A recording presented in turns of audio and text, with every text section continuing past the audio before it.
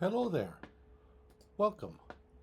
Welcome to 5850 Making Game Engines. This is the summer of 2026, and I am Juancho. I'm your guide for this course. Let's see what this is all about. This is an asynchronous online course. You're watching this on video. There are no live lectures. This is your lecture. This course runs on your schedule within your weekly deadlines. You can work at 9 in the morning. You can work at 5 at night. All materials are released on the course website. There will be a weekly cadence. We will have two channels of communication. First one is Piazza. That's where you, as a team of students, will collaborate with each other. Full collaboration with yourselves and with LLMs is encouraged, and you will be able to reach me on Teams. So part of the first assignment that you will do is you will reach out to me on Teams and say hi, and we will establish that conduit of communication. What are we building? We're going to build an entire engine in C++. Well, I'm going to build it, and I'm going to release it to you piece by piece so you can understand the different components of it. We're going to start off with a game loop with a fixed time set. Then I'll introduce entity component system architecture and a renderer. It's going to be a 2D game engine.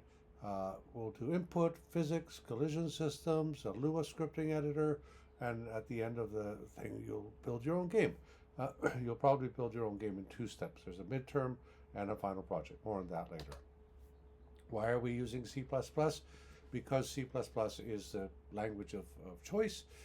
When you store objects in Python and Java, you don't know where they go in memory. With C++, you can specifically allocate where they're going to go in. You can lay out your data in memory so that it's friendly for your cache loads.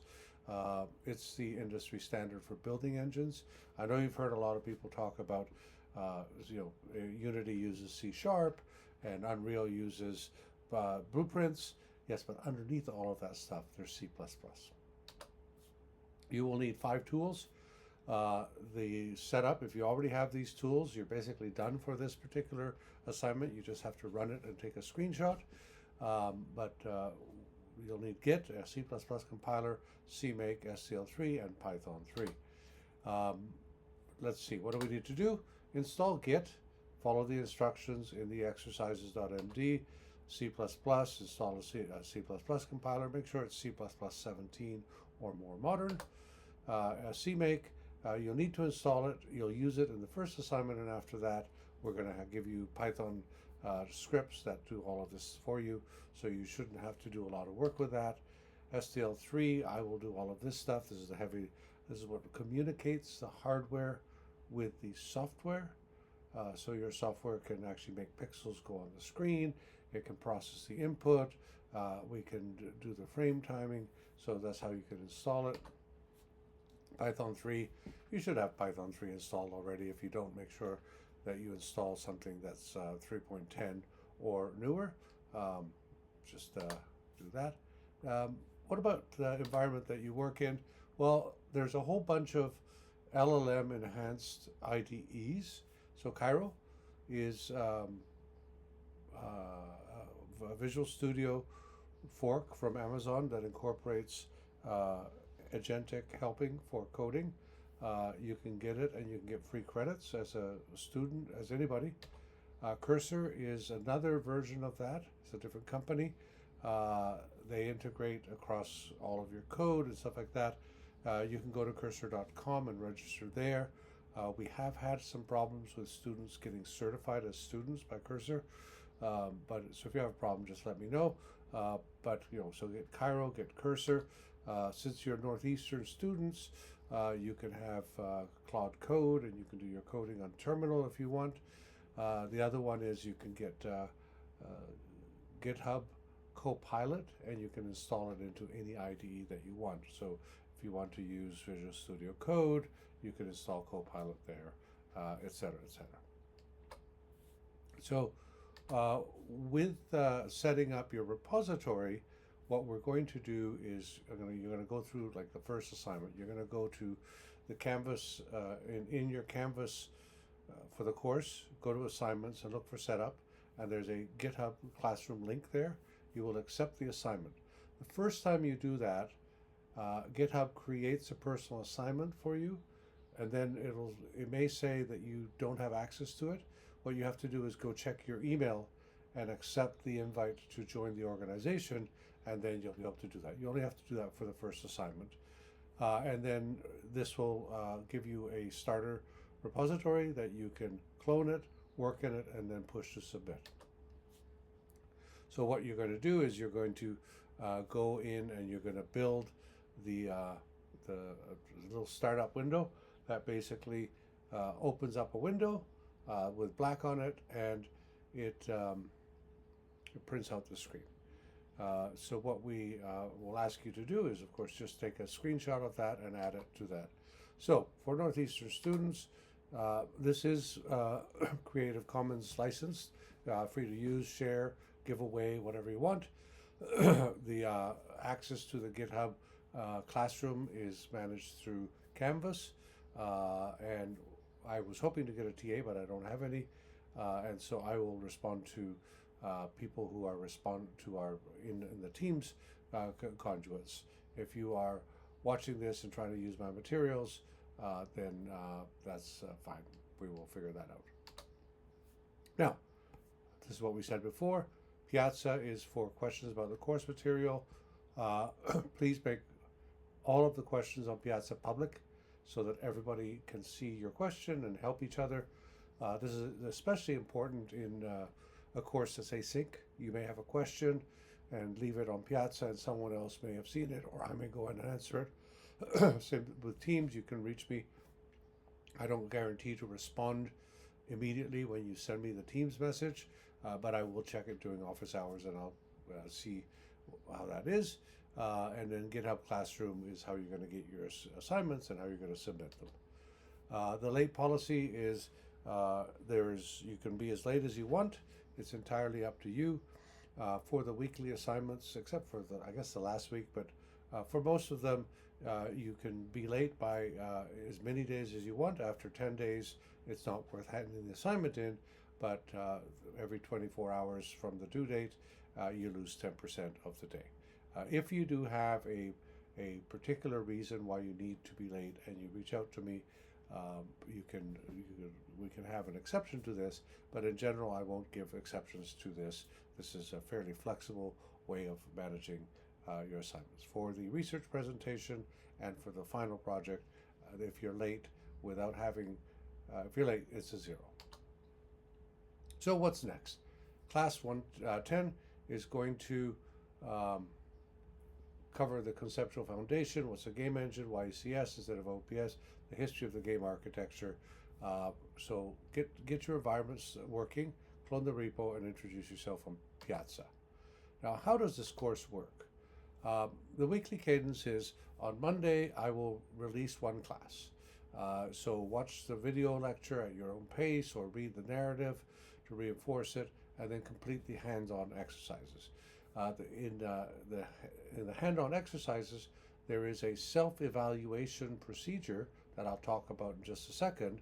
Once you're done that and you're happy with the grade that you're getting, push your work to GitHub, and then you can do that. If you do that on time, then there will be that. There's no scheduling meeting times. This particular course, you are working by yourselves, your projects. If any of you want to work in a project, reach out to me. The default is because that you're working individually on this one. The material builds on itself. Every week you get a working code, but you need to stay in touch with it. So the deadlines are Monday at 12 p.m. That should be 12 midnight. So we'll make that. We'll change that, but it's at 12 midnight. And then the weighting for the course is about 40% for your weekly assignments. I'll talk about those optional modules there. The midterm presentation, just some sort of midterm project. You're going to have a working engine plus some sort of trivial game that looks different from any of the games that we've done, and you've passed some tests. For a research presentation, you have made your video, and we have gotten peer responses for your video. You will not be evaluating each other's presentations, so don't worry about that. And then the final project will be a working original game on your engine. This course is mastery based, so I want you to work with the materials until you understand it, and you will demonstrate the mastery by completing the exercises and showing your work. You will use AI to evaluate your submission against a rubric. And you will see the grade that the AI submits. I will validate the AI's assessment, and I will, I may adjust it a little bit, but in general, because of the way that AIs are working nowadays, I will agree with your self-assessment that you came up with in collaboration with the AI. This is a course where I want you to learn about game engines. I don't want to test you to death, and I don't want to have finals or anything like that. So every assignment will include these files, how to submit, which tells you what files to produce. There will be an LLM prompt for that particular class, which contains a rubric. Then there will be a run.py, which will evolve over time, which runs the game in one command, and then you will place all of your submission files in the submission directory. So how does this LLM evaluation process work? So the LLM evaluation, you can see it. You will post the entire prompt into an AI assistant, and then you will provide code and screenshots or version output as requested, and then the AI grades will update your work against a rubric, and then you can save the response in a file called llmassessment.md. You can look at that file, you can see the grade. If that's not what you want, you can improve your work. It should give you feedback as to why you lost some marks, etc. Why am I doing AI assisted evaluation?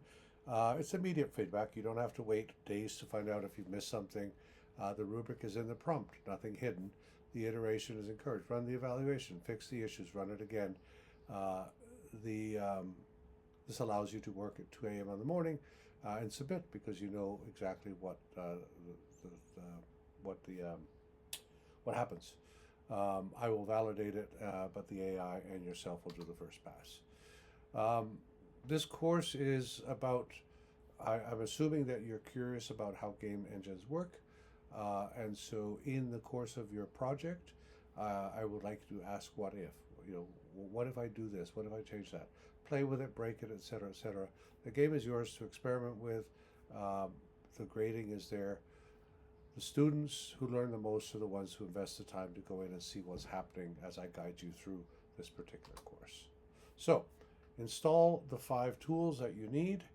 Accept the GitHub Classroom invite that's in the setup. Clone your repo. Build HelloST. Pick your ID. Pick all of them. Get as many free ones as you can. There's a whole bunch of companies that are trying to get people hooked into their particular space, but you can use all of them. I use Claude Code, I use Copilot, and I use Cairo. I use all of them.